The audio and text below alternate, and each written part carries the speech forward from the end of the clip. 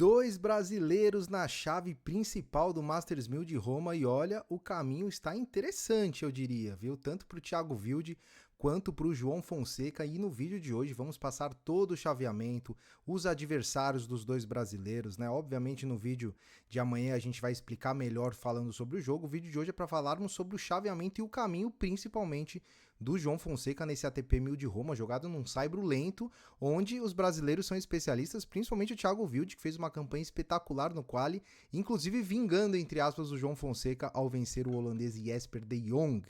E vamos direto aqui para a tela do meu computador para falarmos sobre esse torneio, esse chaveamento. João que deve jogar na quinta-feira, estou gravando esse vídeo na terça-feira, 6 de maio, jogo do João deve ser na quinta-feira, 8 de maio, horário a definir ainda, lembrando que o jogo é na Itália, então pega a parte da manhã e da tarde aqui no Brasil, então já se prepara aí que a partir de 6 horas da manhã tudo é possível. E o João vai enfrentar o húngaro Fábio Marojan, que é um tenista interessante, eu diria, é um jogo que não é tão fácil assim, né? Óbvio que a gente está falando aí de um Masters 1000, né? Então não vai ter jogo fácil, naturalmente, mas é um adversário que pode complicar um pouco para o João, né? Um cara que não dá muito ritmo para o jogo e tal, mas a gente vai falar bastante desse jogo no vídeo de amanhã, onde a gente vai destrinchar o adversário do João Fonseca, e esse é um novo cardzinho aí do canal, onde a gente coloca, além das informações de ranking, nome e tudo mais, a probabilidade de vitória segundo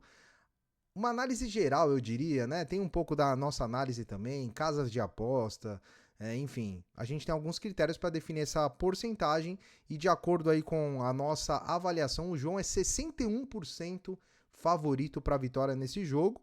E também teremos mais um brasileiro na chave principal de Roma, que é o Thiago Seibold, que conseguiu uma vitória espetacular hoje de manhã contra o De Jong, 2-0, jogando muito bem, né? É uma especialidade dele esse tipo de condição, né? Então ele joga muito bem nesse saibro mais lento aí.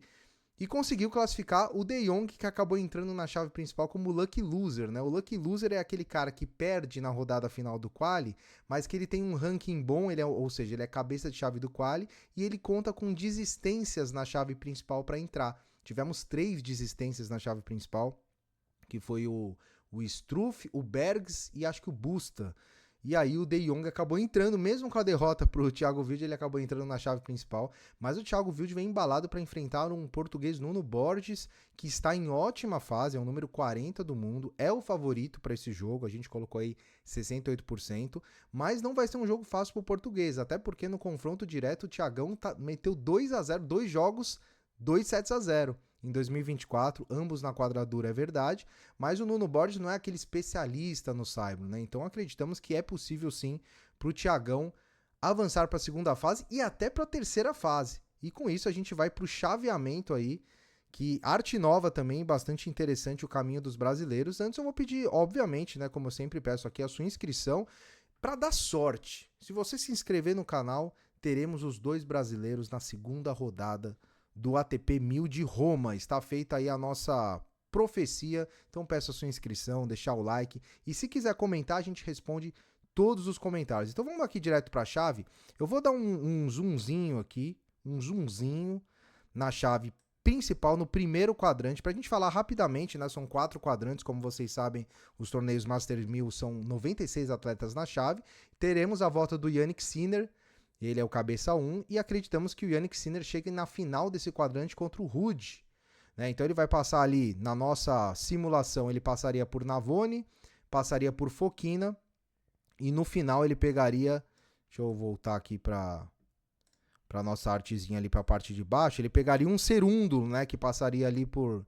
Teria alguns confrontos interessantes como o chileno Yarri, o Tiafoe, mas acreditamos que são os dois grandes favoritos aí do lado esquerdo do quadrante, e do lado direito do quadrante a gente tem ali Ben Shelton avançando aí na nossa simulação, lembrando que isso é uma simulação, obviamente, e do lado de baixo ali temos uma briga entre Berrettini e Ruud. O Ruud, que é o atual campeão de Madrid, vem embalado, e acreditamos que ele faça a final do quadrante, que nada mais é do que as quartas de final do torneio, contra o Sinner. Então Sinner e Ruud seria a primeira final aí de quadrante. No segundo quadrante, que é onde está o nosso João Fonseca, a gente tem do lado superior esquerdo Fritz e Hurkacz como os dois destaques aí. O Hurkacz vem em uma fase, né? Então acreditamos que o Fritz chegue aí até essa semifinal de quadrante, né, que seria as oitavas de final, do lado de baixo da chave aqui o caminho do João, e aí sim é interessante a gente comentar que é um caminho ok, tá? Não é aquela coisa muito difícil e também não muito fácil. A primeira rodada, como eu disse, é um jogo difícil, na segunda rodada ele pega um Rublev. Tem gente que pensa assim, já ganhamos do Rublev na quadradura do Australian Open, no Saibro a gente vai levar também, né? Infelizmente o tênis não é tão lógico desse jeito. Obviamente o Rublev vai vir mordido, vai estudar o jogo do João e vai ser um jogo duríssimo caso o João passe pelo Marujan. É um jogo muito duro contra o Rublev. E depois ele teria ali, numa terceira rodada, na nossa simulação, um Mensik, até pra gente fazer aquele tira-teima da nova geração. Ele que já enfrentou o Mensik uma vez e venceu. E o Mensik vem em grande fase aí, vamos ver como é que seria, né? Tomara que cheguemos a ter esse duelo entre Fonseca e Mensik, e aí a gente simulou aí, obviamente a gente sempre é clubista aqui, então não adianta reclamar, falar que tá zicando, a gente sempre vai avançar o João. E aí numa final de quadrante ele pegaria um Alex de Minaur ou o Tommy Paul, né? O mesmo Paul que bateu aí o João em 2 tie-breaks aí no último Masters, né? Então o Paul, que tem uma chave ok, ele pegaria um Arnaud ali, passa de baia, pega um Arnaud, depois pegaria uma Hatch. Então acho que é uma chave boa pro Paul. E do lado de baixo temos ele, Thiago Seibold, que avançou no quali, enfrenta o Nuno Borges. E por que eu falo que ele pode sonhar com o R3? Porque ele pega um Félix Aliassime, que é o canadense, que é muito bom, inclusive um cabeça de chave, porém no Saibro é o pior superfície disparada dele, então ele não costuma ir bem no Saibro. Então é possível sim pro Wild chegar num terceiro round, vamos torcer para isso.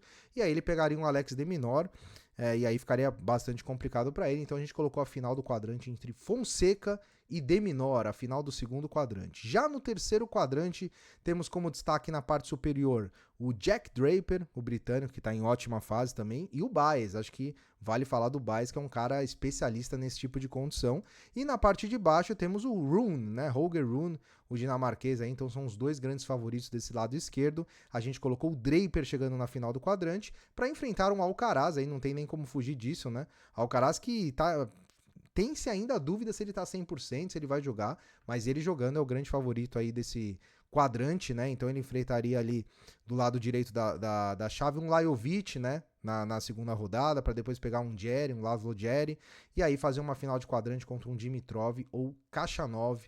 Então, final do quadrante 3 simulado aqui pelo áudio das quadras, Draper e Alcaraz. E por último, no último quadrante, temos no lado superior o tenista da casa e um dos favoritos também, o Lorenzo Musetti, italiano, que faria uma final de quadrante contra o Zverev. A gente colocou o Musetti passando ali pelo Medjedovic, depois pelo Nakashima, uma chave boa para o Musetti.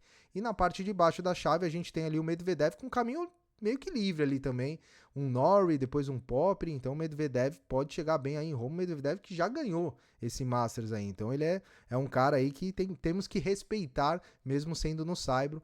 E do lado direito a gente colocou ali um Fils ou Tsitsipas, né, chegando ali nas finaleiras para enfrentar um Zverev ou Shapovalov, então ao final do quarto quadrante, Musetti e Zverev. Eu quero que você deixe a sua opinião aí, se você concorda com a gente, se você acha que a gente tá viajando, que a gente tá sendo muito clubista, deixa o seu comentário aí, é muito importante pra gente, se você acha que o João tem condição aí de chegar na final do quadrante. Então a gente tem aqui o caminho definido do João Fonseca, Fabian Marujan na primeira rodada, número 61 do mundo, Rublev na segunda rodada, número 17, depois Mensik, número 21, nas oitavas de final Fritz ou Hurkacz, aí já pegaria um top 10, né? Sendo Fritz. Nas quartas de final, Minaur ou Paul, né? Também, aí não tem nem o que fazer. Né? Na semifinal, o número 1 do mundo ou o número 7 do mundo, e na final, o número 3 ou o número 2. Esse é o caminho óbvio, né? Claro que todo torneio tem as suas zebras e com certeza esse também terá, certo? Então eu vou querer a sua opinião aí, se você achou interessante aí o caminho do João Fonseca, se você acha que o João tem condição, deixa aí seu comentário e a sua inscrição, que é muito importante. Amanhã faremos o vídeo de análise de pré-jogo com todos os detalhes do confronto entre João Fonseca e Marujan, o húngaro, certo? Se você quiser fazer parte do nosso clube de membros, clique aí em Seja Membro, é um valor, nossa, é R$7, R$6, se eu não me engano. Você faz parte do nosso grupo do WhatsApp, recebe conteúdo exclusivo. Temos 5 membros aqui no canal, se você quiser ser o 6º, será muito bem-vindo aí e muito bem tratado principalmente, certo? Então nos vemos no vídeo de amanhã. Boa sorte pro João e pro Thiagão nesse início de torneio e sempre, sempre com o Brasil na cabeça torcendo muito, certo? Grande abraço a todos, nos vemos no próximo vídeo e até mais.